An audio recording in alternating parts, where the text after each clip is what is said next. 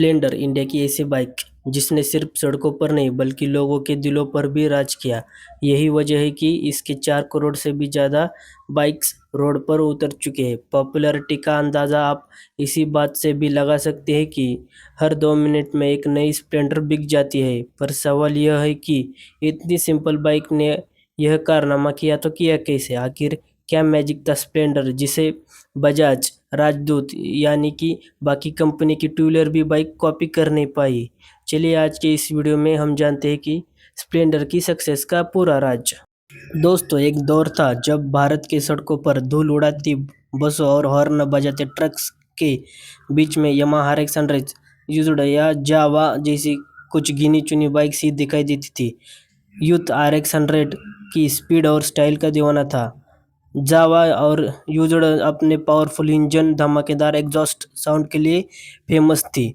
वही royal Enfield bullet अपने आप में एक स्टेटस सिंबल बनी हुई थी। लेकिन 1994 हीरो होंडा ने अपनी उतारी स्प्लेंडर, एक ऐसी बाइक जिसने सिर्फ इंडिया की ही नहीं बल्कि पूरी दुनिया को अपना दीवाना बना दिया। और लॉन्च के सिर्फ 5 साल बाद ही स्प्लेंडर बन गई दुनिया की सबसे ज़्यादा बिकने वाली मोटरसाइकिल। लेकिन यह सब कुछ कैसे? असल में इस बात को समझने के लिए हमें स्टोरी में थोड़ा पीछे जाना होगा। एक्चुअली साल था 1956। पंजाब के लुधियाना में बृजमोहन लाल मुंजल और उनके 2 भाइयों ने मिलकर शुरू की हीरो साइकिल। इनकी साइकिल काफ़ी सस्ती और टिकाऊ, क्वालिटी में भी टॉप क्लास, इसलिए 1980 में तक हीरो साइकिल भारत ही नहीं बल्कि पूरी दुनिया की सबसे बड़ी साइकिल मैन्युफैक्चरर बन गई। लेकिन अब हीरो सिर्फ साइकिल तक नहीं सीमित रहना चाहता था। उनका अगला सपना था मोटरसाइकिल मार्केट में उतरना। अब यह ख्याल तो अच्छा था लेकिन आसान नहीं, क्योंकि उस टाइम इंडिया में मोटरसाइकिल इंजन बनाने की टेक्नोलॉजी ही मौजूद नहीं थी। दूसरी तरफ जापान फेमस कंपनी होंडा के पास टेक्नोलॉजी थी और नाम भी, लेकिन इंडियन मार्केट तक पहुंचने का रास्ता नहीं था। और फिर इसी गैप को फिल करके लिए दोनों के बीच एक बन गया हिस्टोरिक पार्टनरशिप जिसका नाम रखा गया हीरो होंडा मोटर्स लिमिटेड। अब हीरो होंडा ने देखा कि उस टाइम देश फ्यूल क्राइसिस से जूझ रहा है और लोगों को चाहिए थी एक ऐसी बाइक जो कम पेट्रोल का ही भरोसेमंद हो और मेंटेनेंस में भी सस्ती पड़े। इसलिए 1 साल की मेहनत और टेस्टिंग के बाद 1985 में लॉन्च हुई हीरो होंडा CD100। यह थी इंडिया की पहली 4 स्ट्रोक इंजन वाली बाइक। कंपनी ने इसका ब्रांड एम्बेसडर बनाया यंग सलमान खान को। और फिर क्या था, CD100 ने पूरे देश में धूम मचा दी, क्योंकि अगले 2 दशकों तक यही थी भारत की बेस्ट सेलिंग बाइक। लेकिन जैसे जैसे वक्त बदला, लोगों की सोच बदली।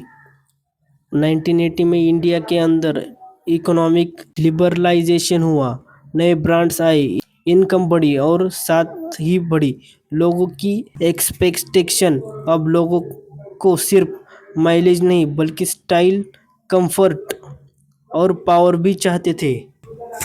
अब सीडी एक सिंपल बाइक थी जिसका माइलेज तो ज़बरदस्त था, लेकिन लुक बहुत बेसिक था।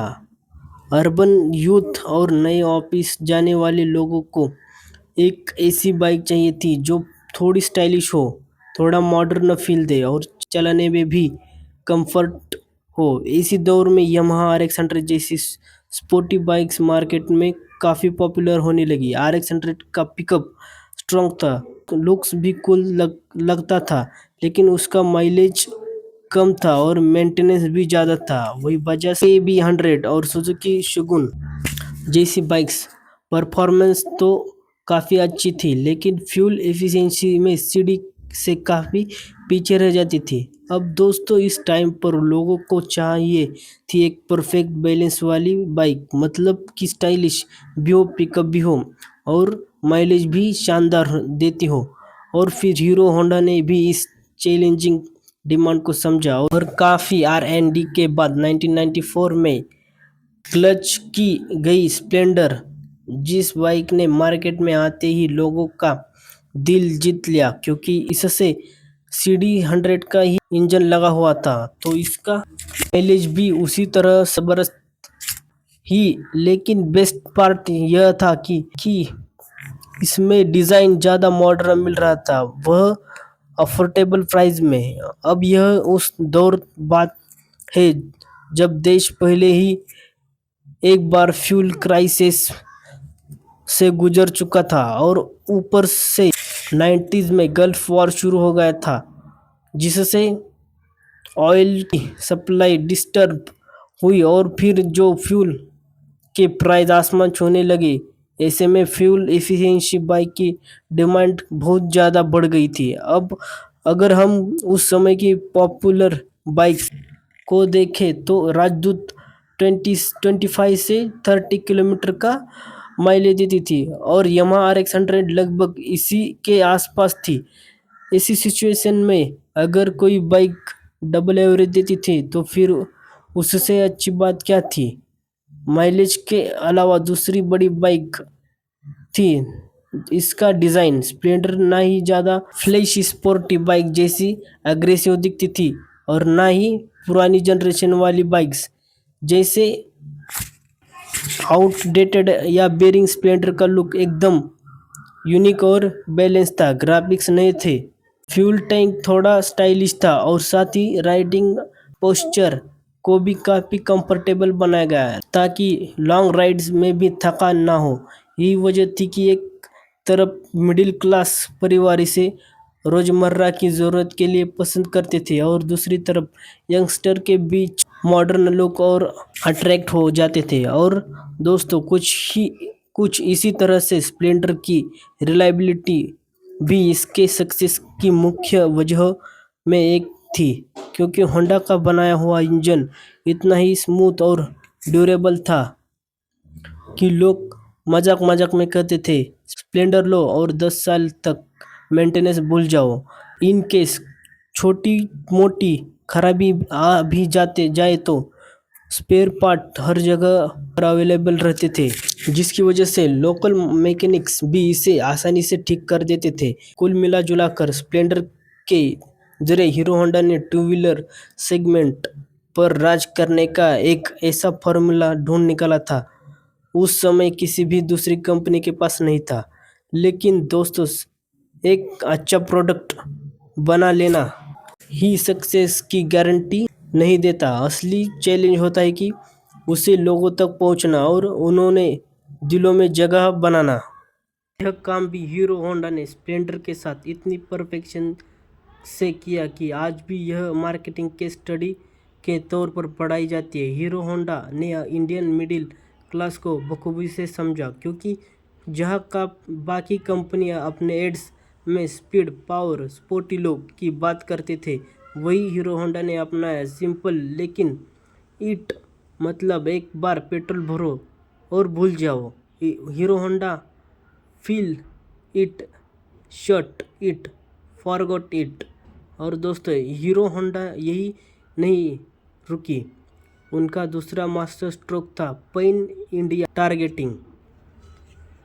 असल में उस टाइम ज़्यादातर कंपनीज मेट्रो सिटीज़ पर फोकस कर रही थी, लेकिन हीरो होंडा ने बड़े शहरों के साथ साथ गांव और कस्बों को भी टारगेट किया।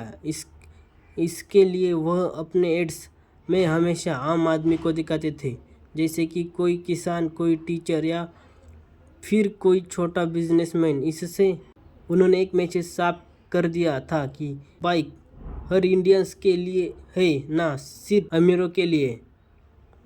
और इसका रिजल्ट यह निकल आया कि स्प्लेंडर सिर्फ यह मोटरसाइकिल नहीं बल्कि धीरे धीरे हर घर का हिस्सा बन गई। यही वजह थी कि लॉन्च होते ही पहले ही साल स्प्लेंडर के लाखों यूनिट्स बिक गए और साल 2000 आते आते यह वर्ल्ड की best selling two wheeler model बन गई। यह अचीवमेंट हीरो होंडा के लिए सिर्फ नंबर्स का खेल नहीं था, बल्कि प्रूफ था। लेकिन उन्होंने प्रोडक्ट रिलायबिलिटी और कस्टमर ट्रस्ट का परफेक्ट कॉम्बिनेशन बनाया है। और इसका एक और सबूत मिला साल 2001 में, जब स्प्लेंडर 1 मिलियन सेल्स का आंकड़ा क्रॉस करने वाली इंडिया की पहली मोटरसाइकिल बन गई। और इस तरह से धीरे धीरे हर शहर, हर गांव और हर गली में स्प्लेंडर दौड़ती हुई नजर आने लगी।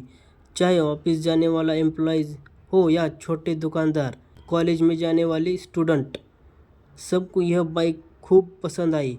यही रीज़न था कि अब चेतक जैसे स्कूटर्स की चमक कम होने लगी और उनके साथ राजदूत जैसी बाइक्स भी पीछे छूट गई। लेकिन दोस्तों, बदलते टाइम और डिमांड के साथ इस बाइक में भी बदलाव ज़रूरी हो गया था। इसलिए हीरो होंडा ने स्प्लेंडर को लॉन्च करने के करीब 10 साल बाद यानी 2004 में फिर से नया रूप दे दिया और इसे स्प्लेंडर प्लस के नाम से मार्केट में उतारा गया।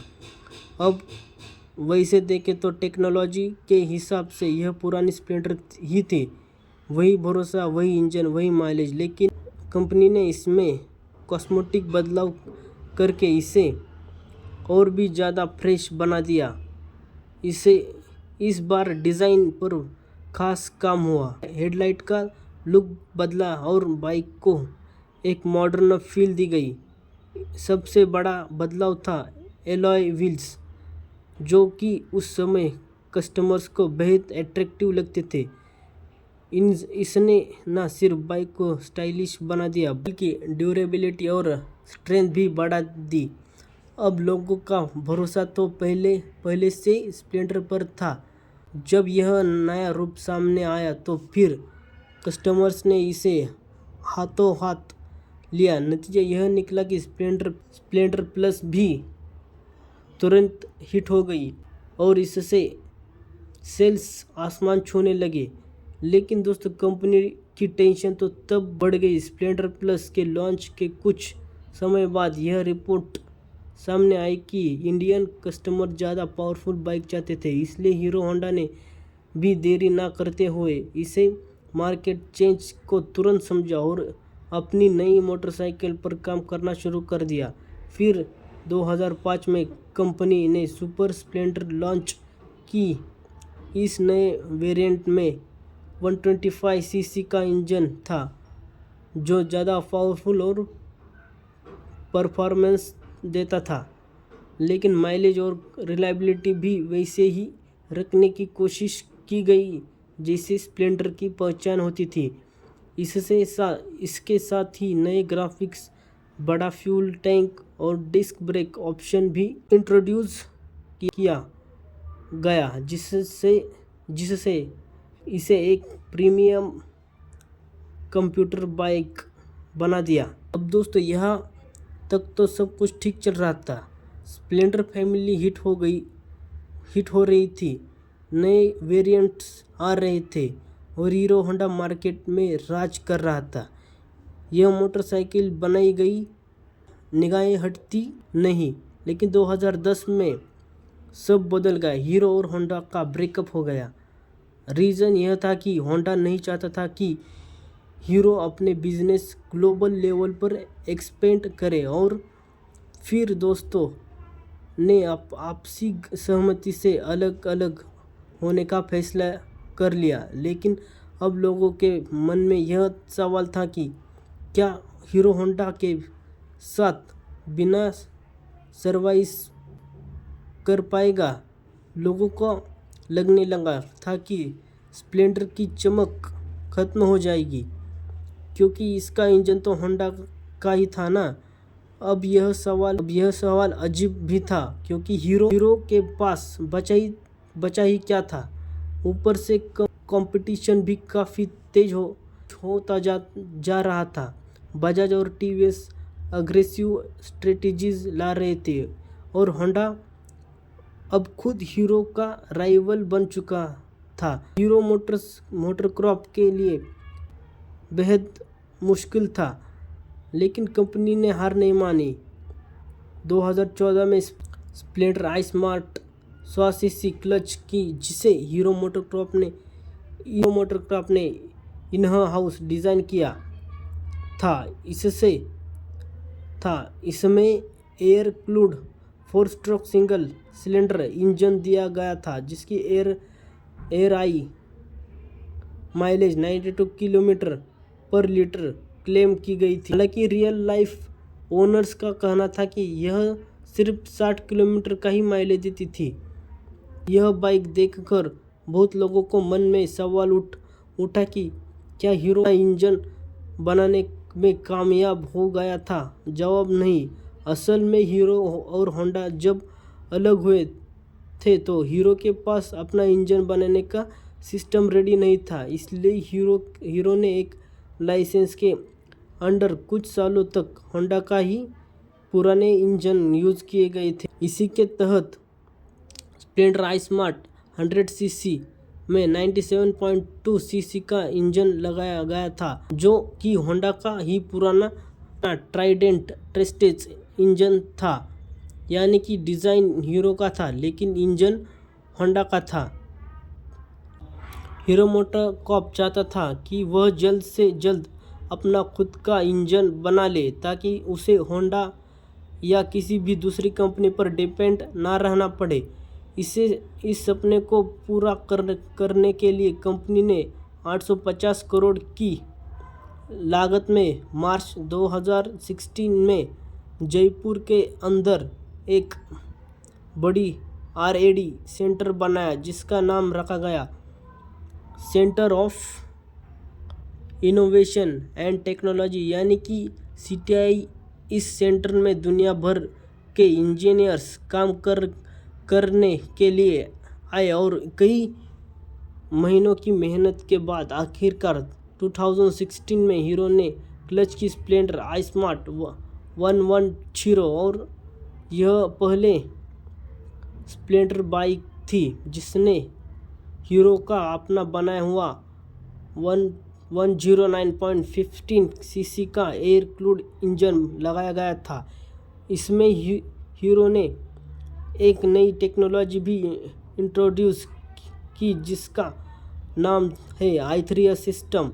इस टेक्नोलॉजी में जब बाइक सिग्नल पर रुकती है तो उसका न्यूट्रल में डालकर क्लच छोड़ देने पर इंजन अपने आप बंद हो जाता था और फिर जब आप दोबारा क्लच दबाते हैं तो इंजन फिर स्टार्ट हो जाता था, जिससे पेट्रोल का भी बचत होती है। इसी वजह से मार्केट में इस बाइक को काफ़ी अच्छा रिस्पांस मिला और हीरो ने साबित कर दिया कि वो बिना होंडा के भी अपनी लेगेसी कायम रख सकता है। और दोस्तों, हीरो यही नहीं रुका, बल्कि जब सरकार ने BS6 नॉर्म्स जैसे नए पोल्यूशन रूल लागू करने की बात कही तो फिर हीरो भी तुरंत ही अपने इंजन को बेटर बनाने में लग गया। हीरो और इसी मेहनत से 7 नवंबर 2019 को लॉन्च हुई स्प्लेंडर आई स्मार्ट BS6। यह इंडिया की पहली मोटरसाइकिल बनी थी जो कि BS6 एमिशन नॉर्म्स को पूरा करती थी। इसमें 113.2 सीसी का इंजन था जो कि फ्यूल इंजेक्शन के साथ में आता था, यानी कि यह इंजन पोल्यूशन कम करता था, साथ चलाने में भी इजी और सिर्फ माइलेज और रिलायबिलिटी नहीं चाहता था, उसको मॉडर्न फीचर्स भी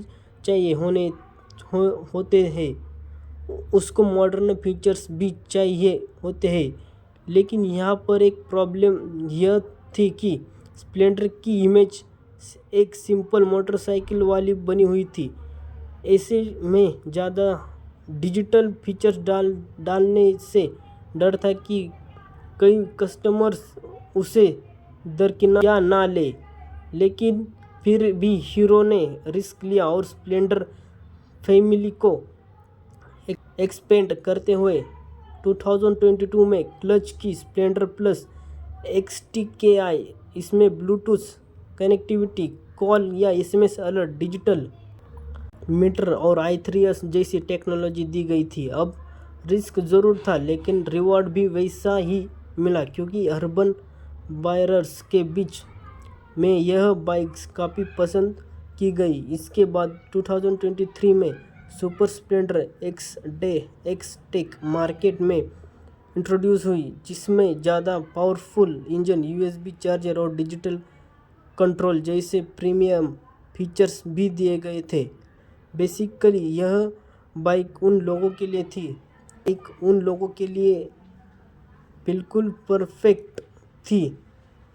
कंफर्ट चाहिए था। हालांकि यहाँ बजाज पल्सर 125 और होंडा शाइन जैसी बाइक से टक्कर कंपटीशन का सामना भी करना पड़ा। खास करके होंडा शाइन ने 125 सीसी सेगमेंट में हीरो को काफ़ी टक्कर दी, लेकिन सच यह है कि स्प्लेंडर का नाम इतना बड़ा हो चुका था कि कॉम्पिटिशन्स का असर उस पर बहुत कम पड़ा। लाखों यूजर्स के लिए यह एक ऐसी मोटरसाइकिल थी जिसे खरीदने के लिए उन्हें कुछ सोचने की ही ज़रूरत नहीं थी, और इसी भरोसे ने स्प्लेंडर को हर दौर में उसके राइवल से बेसिकली यह बाइक उन लोगों के लिए बिल्कुल परफेक्ट थी जो माइलेज से कॉम्प्रोमाइज़ नहीं करना चाहते थे। कंफर्ट चाहिए था। हालांकि यह बजाज पल्सर 125 और होंडा शाइन जैसे बाइक से टक्कर कंपटीशन का सामना भी करना पड़ा। खास करके होंडा शाइन ने 125 सीसी सेगमेंट में हीरो को काफ़ी टक्कर दी, लेकिन सच यह है कि स्प्लेंडर का नाम ही इतना बड़ा हो चुका था कि कंपटीशन का असर बहुत ही कम पड़ा। लाखों बायर्स के लिए यह एक ऐसी मोटरसाइकिल थी जिसे खरीदने के लिए उन्हें कुछ सोचने की ज़रूरत नहीं थी, और इसी भरोसे ने स्प्लेंडर को हर दौर में और उसके राइवल से, और इसका सबसे बड़ा सबूत स्प्लेंडर के सेल्स नंबर पर भी दिखता है।